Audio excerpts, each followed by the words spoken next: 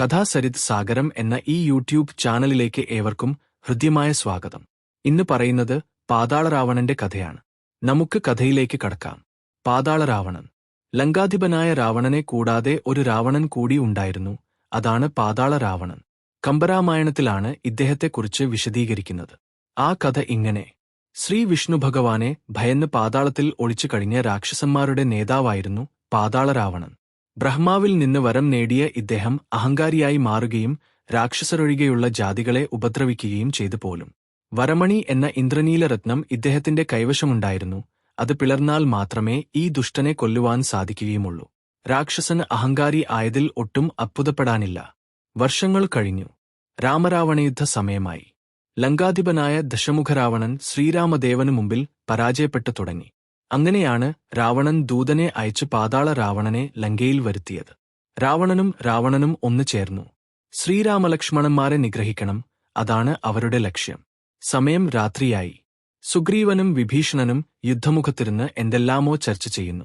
ലക്ഷ്മണന്റെ മടിയിൽ തലവച്ച് ശ്രീരാമൻ വിശ്രമിക്കുകയാണ്. ശ്രീരാമനെയും ലക്ഷ്മണനെയും ചുറ്റി ഹനുമാൻ സ്വന്തം വാൾ കൊണ്ട് ഒരു കോട്ട പോലെ ഉണ്ടാക്കിയിരിക്കുന്നു. എന്തു ചെയ്യും? പാതാള രാവണൻ കുറെ ആലോചിച്ചു. ഒടുവിൽ പാതാളത്തിൽ നിന്ന് മുകളിലേക്ക് ഒരു തുരങ്കം ഉണ്ടാക്കി.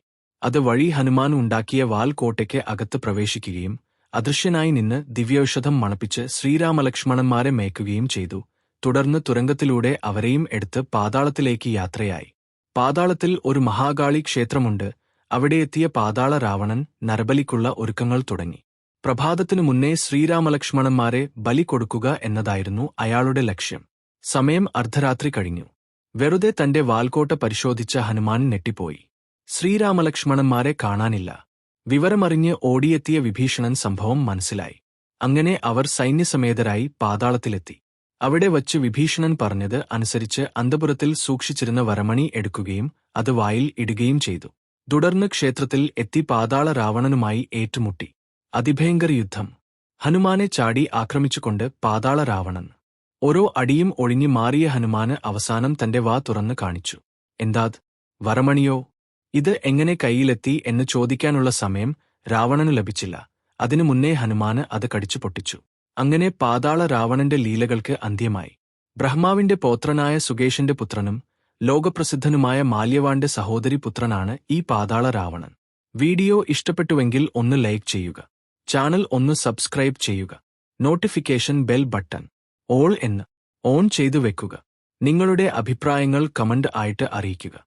മറ്റുള്ളവരിലേക്ക് ഈ അറിവ് എത്തിക്കുന്നതിനായിട്ട് ഈ വീഡിയോ ഒന്ന് ഷെയർ ചെയ്തു കൂടി കൊടുക്കുക. നിങ്ങളുടെ പ്രോത്സാഹനം പ്രതീക്ഷിച്ചുകൊണ്ട് ഇന്നത്തെ വീഡിയോ നിർത്തുന്നു. നന്ദി. നമസ്കാരം. ശുഭദിനം.